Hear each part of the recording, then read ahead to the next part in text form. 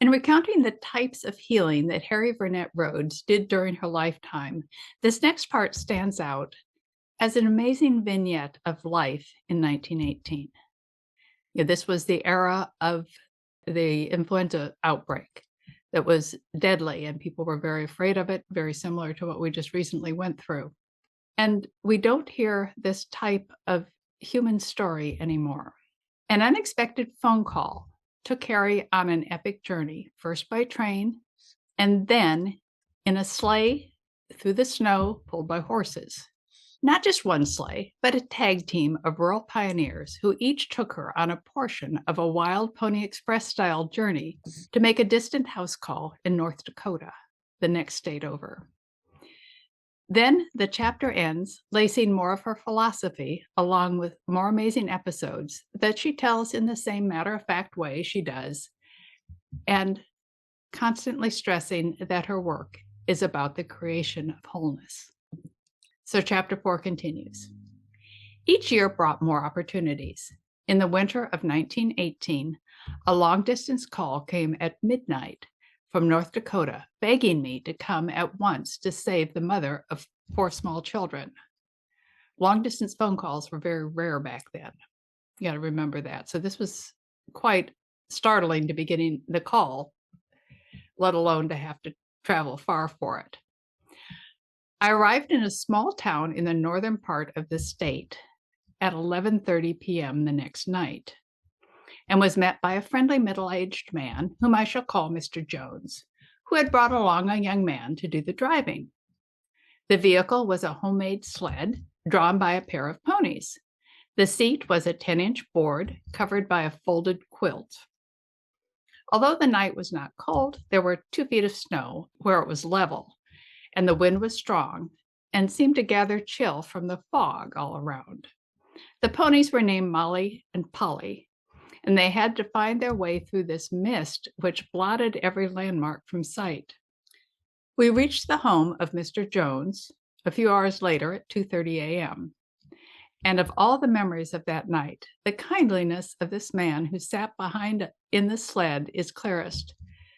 The last 2 hours of the journey, he had stood behind me, holding a small fur robe across my back to shield me from the wind. The Joneses' home, out there in the open prairie, was a fine house that had hot water heat and a large limousine porch, gas lights, a white enamel bathroom, white porcelain kitchen furnishings, and a profusion of beautiful flowering plants. The mother and daughters were busy getting a hot meal, and half an hour later, warmed and refreshed, I started out on the next lap of my trip. This time the horses were big bays, and the driver was another neighbor. One amusing thing happened, which illustrated the way those who do not understand will try to explain away psychic phenomenon. As we drove through the night, I was praying silently for power to save the woman whom the physicians had given up to let her die. Suddenly, a bright light about 1 inch wide and 6 or 7 inches long moved up and down on the dashboard. I recognized it as a spirit light, such as I've often see in answer to a prayer, but I did not think the driver would see it at all. However, he did, and he said, "Oh, it's lightning." I asked him what he thought caused it, and he said, "I think a runner struck a stone." Knowing how thick the snow lay over the road, which had almost no stones, and certainly never enough stones to keep a flash glowing steadily for many minutes, I thought his answer was just plain funny, but I do not try to explain these things. One learns to just keep still. He was to hear of miracles enough the next day. Sometimes I ponder how many times we all pass by wonder with a nod and an acquiescence, when actually we have stood near to, if not on, holy ground. No wonder Jesus said that he had much more to tell his disciples, but they could not bear it.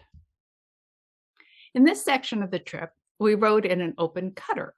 I had to look that up. That's a sleigh that looks a lot like the one you usually see in the Santa Claus pictures.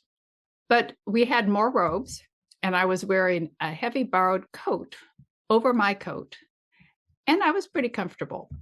Though going through the snow was slow, and after 3.5 miles, we had reached to change to another team of both horses and drivers. I had once met the parents of the family who lived there, but the parents were away in Fargo attending a convention. The oldest daughter was busy nursing a sister who had just come down with the flu. The oldest son had his team ready, and the horses were white, and the sled was long and low, and the bottom had been formed from small saplings. The wind was rising, and after we got underway, I found that there were no robes or blankets. So I lay on the bottom of the sleigh. Although sometimes the wind was strong in my face, I tried to keep awake. I really slept most of the 5.5 miles to the next stopping place. Here in a little farmhouse made of matched boards in the ceilings and the walls, all painted bright blue, I heard a new baby crying in its sleep. The man of the family was so tired that he did not waken at our coming, so there was no fire for warmth. The next team was yellow buckskin, the driver called them, and I was tucked in warmly and did not mind the cold. The fog had lifted and the stars shone brightly. On this 6.5 mile trip, the driver told me about his hired man who had recently gone to nurse a whole family of a neighbor and to do their chores for them.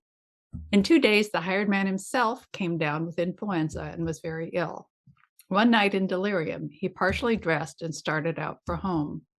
A searching party hunted him down from 5 o'clock until 10:30 before they found him lying in an old shack, and his shoes were filled with snow. His hands were frozen, and his body was so stiff he could not move. My present driver had been called and started for the nearest hospital with the half-frozen man, but his car had broken down, and a nearby family took the hired man in and nursed him back to health. I certainly slept no more on that trip, but just leaned back against the night, cushioned, as it were, by the loving kindness of that whole community. We reached the little town, which was our destination, at 6:30 in the morning. The mother, whom I had traveled all this way to help, responded quickly to my treatments and soon was recovering nicely without the need of an appendectomy. She wrote to me sometime later to say that she had not felt so well in years. Somehow the news spread that help had arrived, and for 2 days and nights, there was a steady demand for my service. There were rides out into the country to helpless invalids, the lame, and the blind of all ages were calling. At 10 o'clock on the third day, just before the train time, a team arrived from another town 10 miles away, bringing a paralyzed woman. They actually held the train while I treated her. That trip to North Dakota taught me many helpful things. No matter how lonely a place may seem at the first experience, the human heart loves beauty, and that was proved many times by the lovely blooming plants I found in nearly every home. The human heart loves brotherliness too. I felt that most fruitful of all the Dakota's bumper crops was the spiritual crop that I found growing there. Perhaps the long miles that separate people cause a longing for companionship. Surely the big prairie with the big sky overhead must give a certain largeness to the consciousness. At any rate, I was helped even more than I helped. Such a warm and enveloping experience of loving kindness never dies out. And I feel the healing power pulse anew as I even recall those people. At times, it have been I myself who am in the greatest need of being restored in energy and brought to the fullness of health.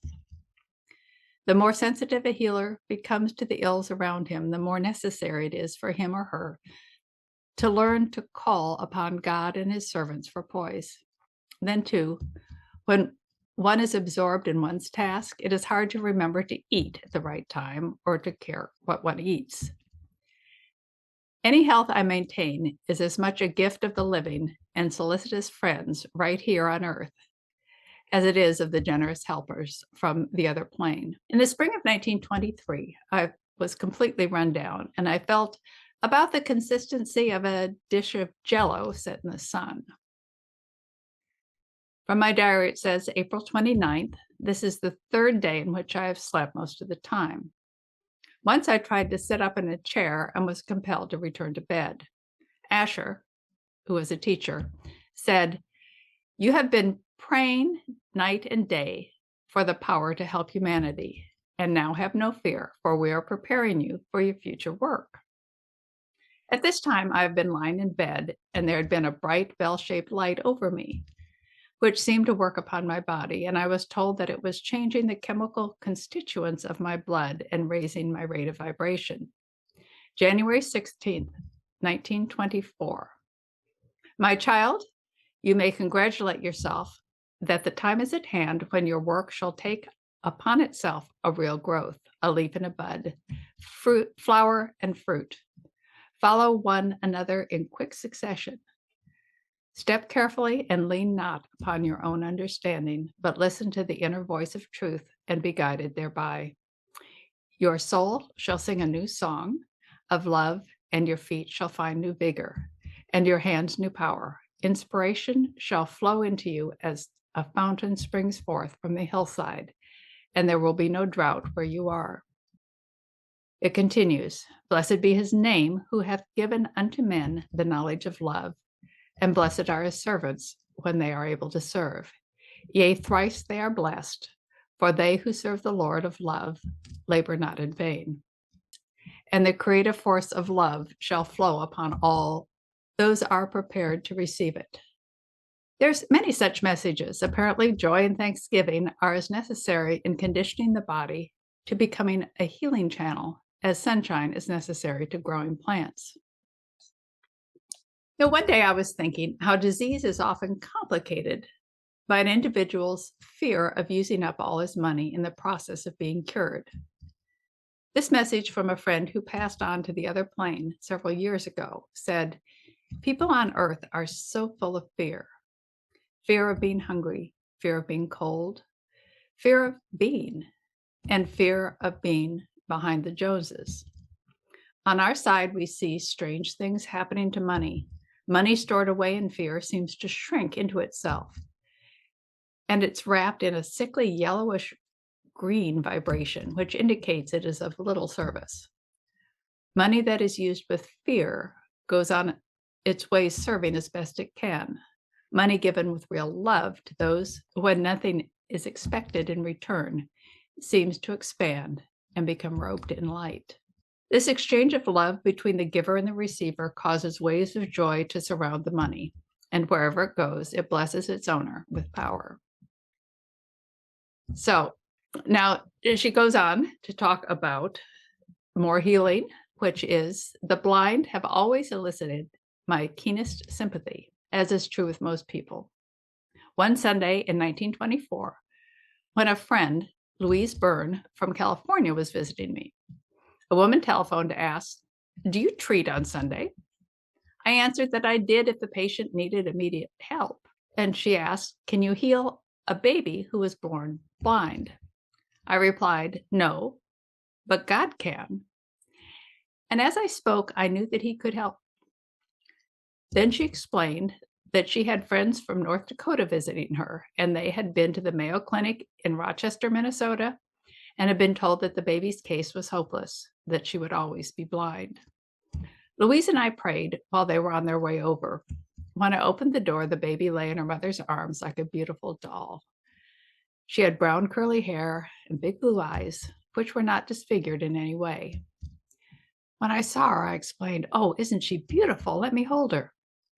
As soon as I took the baby, the second finger of my right hand touched the back of her head just above her neck. From above there came a sheet of power, almost like lightning. It was so strong that I nearly fell, but I managed to sit on a nearby chair, still holding the baby. She screamed loudly, sharply, and then in just a couple minutes, the baby was sound asleep. I saw in the air a kind of X-ray of the inside of her head. Just where I had placed my finger, there was a little tube or a channel that looked snow white and squeezed together.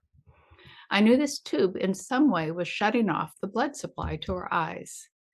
When the power had forced the blood through the tube, it was like a sudden thawing of a frozen finger. It was extremely painful. Later in the day, after the young parents and the baby had returned to their friend's house, the friend called me to say that they were laughing and crying and hugging one another, and dancing for the baby, had cooed and laughed aloud for the first time. After 6 weeks, the mother wrote to me reporting that The first week, the baby had appeared to notice things. The second week, she would move her head to look at things. The third week, she seemed to have good sight, and after that, they knew she was seeing as well as any child. During 40 years of healing, there have been 14 people who were born blind and received their sight. The worst cases were the 3 Olsen children. One brother, 9 years old, was born blind, with one eye very small and the other very large.